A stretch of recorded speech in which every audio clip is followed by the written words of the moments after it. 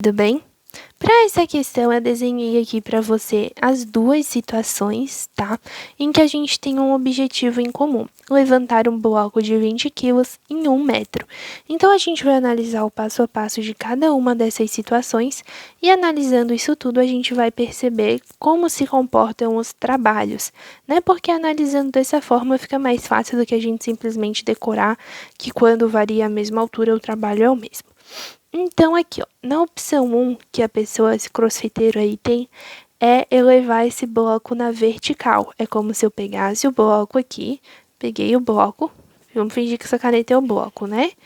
Peguei o bloco e elevei ele assim, né? Eu levei na vertical. A questão fala pra gente que esse bloco é elevado com velocidade constante. Toda vez que você tem uma situação de velocidade constante ou de repouso, isso significa que é o equilíbrio. E qual é o princípio do equilíbrio? Força resultante é igual a zero, ou seja, todas as forças atuantes elas vão se anular, tá? Como aqui a gente vai ter apenas a força que está sendo exercida pela pessoa para cima e a força peso para baixo, então a gente tem que a força da pessoa para cima é igual à força peso para baixo, né? Isso aí a gente desconsidera a força normal e tudo mais que a pessoa realiza na lateral da caixa, que daí considera-se que acaba se anulando uma com a outra também, tá? Então na vertical é para que aconteça essa velocidade constante, né, que é do equilíbrio. Então as forças precisam se anular, e assim a gente tem que a força exercida é igual ao peso. Como o peso e a força irão atuar durante um mesmo deslocamento, né? Uma mesma distância será percorrida, que é a distância de 1 metro, tanto a força-peso quanto a força exercida vão atuar durante 1 metro. Se força é igual, distância é igual e o cosseno realizado é igual, né? Porque aqui as duas vão estar na mesma direção desse deslocamento, uma vai ser negativa e a outra vai ser positiva, mas é apenas uma questão de orientação. Em suma, né, o cosseno aí vai ser 1 para as duas, porque elas vão estar na mesma direção, não vão fazer nenhuma angulação dessa forma. Então, os trabalhos serão os mesmos. Nós podemos igualar o trabalho da força exercida ao trabalho da força peso, tá? Claro, isso aí desconsiderando o sinal, né? Porque em uma subida o trabalho da força peso é negativo, mas considerando apenas os módulos, o trabalho da força exercida é igual ao trabalho da força peso. O trabalho da força peso, por ser uma força conservativa, né? Então é dado por peso vezes a altura, né? O peso é massa vezes gravidade. A massa é 20 kg, a gravidade é 10, então o peso é 200 newtons. A altura a ser levantada é 1, né? Então, como o trabalho da força é igual ao trabalho da força-peso, é igual a 200 joules. Então, assim, a gente já tem o trabalho que essa força aplicada vai exercer, né? Aqui na opção 2, que é a rampa, a gente tem uma rampa inclinada em 30 graus, tá? A primeira coisa que a gente vai fazer, a gente quer saber que esse bloquinho ele vai ser elevado em 1 metro, ou seja, a diferença de altura dele é de 1 metro. Primeira coisa, vamos calcular o valor dessa distância aqui, ó, que vai ser a distância que realmente vai ser percorrida, que é a distância que a gente aplica no trabalho. Afinal, né, no trabalho a gente aplica toda a distância que esse corpo vai percorrer, né, todo o deslocamento que ele vai exercer, que no caso é o ponto final menos o ponto inicial. Então, aqui, ó, a gente pode fazer seno de 30 graus é cateto oposto sobre a hipotenusa. Isso aqui, como toda rampa, né, é um triângulo retângulo, então o cateto oposto é 1 metro, a hipotenusa é a distância D que eu quero saber. Então, eu venho aqui e faço seno de 30 graus é igual ao cateto oposto, que é 1 metro, sobre a hipotenusa, que é D. Seno de 30 graus, então, eu posso trocar aqui, né, distância igual a 1 sobre seno de 30 graus, que é igual a meio, né, seno de 30, 1 sobre 2. Faz aqui a divisão de frações, inverte a fração de baixo, multiplica pelo de cima, você tem uma distância de 2 metros a ser percorrida. Então, essa distância aqui é igual a 2 metros. Aí agora a gente passa a analisar as forças que vão estar atuando. Nesse caso aqui, o bloquinho está encostando em uma superfície que não tem atrito, então a gente não coloca o atrito. Mas vai ter a normal, né, como toda força de compressão. Vai ter aqui o força-peso, né?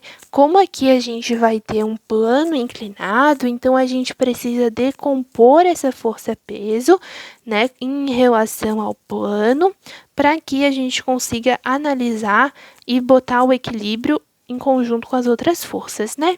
Então aqui eu posso decompor em PY e PX.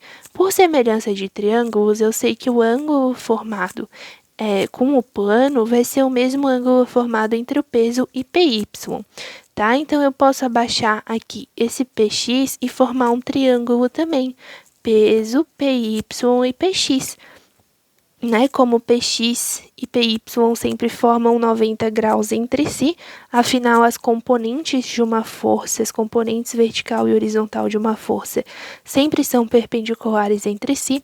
E no plano inclinado, né, esse ângulo aqui vai estar entre P e PY, eu consigo construir aí um triângulo retângulo, onde eu tenho as componentes da força-peso e a força-peso em si. Lembrando que quando você soma vetorialmente duas componentes, você tem a força total. Então, aqui eu posso descobrir o valor de Px. Por que eu quero o valor de Px? A força F, conforme a questão fala, né, vai ser exercida paralelamente ao plano, ou seja, ela vai ser exercida dessa forma aqui, subindo o plano. Não vai fazer nenhum ângulo diferente de zero com o plano, tá? Então, ela vai ser nessa direção aqui. Aí, se a velocidade é constante, a gente ainda tem um equilíbrio, então a gente precisa igualar as forças. As forças na vertical é PY e normal, né? Conforme a gente decompôs a força-peso aqui, então a gente não considera mais ela, considera suas componentes. A normal se anula com PY e o PX precisa se anular com a força exercida. Então, nesse caso, a força exercida é igual a Px, tá? Então, eu preciso saber o valor de Px para saber o valor dessa força. Então, eu venho aqui e calculo seno de 30 graus é cateto oposto sobre hipotenusa. Seno de 30 graus é igual a Px sobre o peso. O peso, né, o bloco é de 20 quilos, então eu posso simplesmente calcular assim, ó, Px, né, passa multiplicando é igual ao peso vezes seno de 30 graus.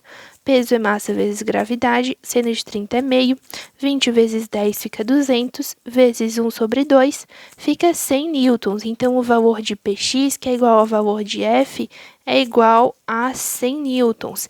Então, perceba que, por mais que o deslocamento tenha aumentado, essa força exercida necessária para levantar, né, esse peso é menor. Então, quando a gente aplica aqui no trabalho, o trabalho é igual a força vezes a distância vezes o cosseno, né? Como a força ali, a questão falou que ela vai estar paralela ao plano, então, o ângulo que ela faz em relação ao deslocamento é zero. Zero cosseno 1, né? Então, aqui eu tenho a força que vai ser igual a 100, o deslocamento que vai ser igual a 2 e o cosseno que vai ser 1. Então, o trabalho é 200 joules, igual ao trabalho que a gente tinha aqui, tá? Por que isso? Vamos analisar melhor. O trabalho da normal é nulo, porque a normal ela é perpendicular ao deslocamento. A normal nunca faz trabalho, tá? Porque o ângulo entre a normal aqui, né, e o deslocamento que é para cá, vai ser sempre 90 graus, e cosseno de 90 graus é zero. Então, a normal, o trabalho é igual a zero. A força F, ela vai ter um trabalho que é determinado, trabalho F, né? E a força-peso vai ter um determinado trabalho que é igual ao trabalho da força-peso. Isso considerando que eu tenho apenas a força-peso aqui, a força normal aqui e a força F aqui, tá? Considerando dessa forma. Então, para que seja uma velocidade constante, eu preciso que o trabalho resultante seja nulo, né? A normal, ela faz um trabalho igual a zero. Então, eu preciso que a soma do trabalho da força mais o trabalho da força-peso seja igual a zero. Ou seja, o que isso me significa? Significa que o trabalho, o módulo, né, do trabalho da força tem que ser igual ao módulo do trabalho do peso, ou seja, eles têm que ter o mesmo valor, só que um tem que ser positivo, que é o trabalho da força F, e o outro tem que ser negativo, que é o trabalho da força peso, que é a exata mesma situação que a gente tinha aqui antes. Então, independente da inclinação que você tenha, você sempre pode igualar o trabalho da força exercida com o trabalho da força-peso, né? Se você tiver essas duas forças atuando e se for a uma velocidade constante. Então, como o trabalho da força-peso é uma força conservativa, ele é dado por peso vezes altura. Como a variação da altura é a mesma, então o trabalho da força-peso é o mesmo e o valor do trabalho da força F é o mesmo.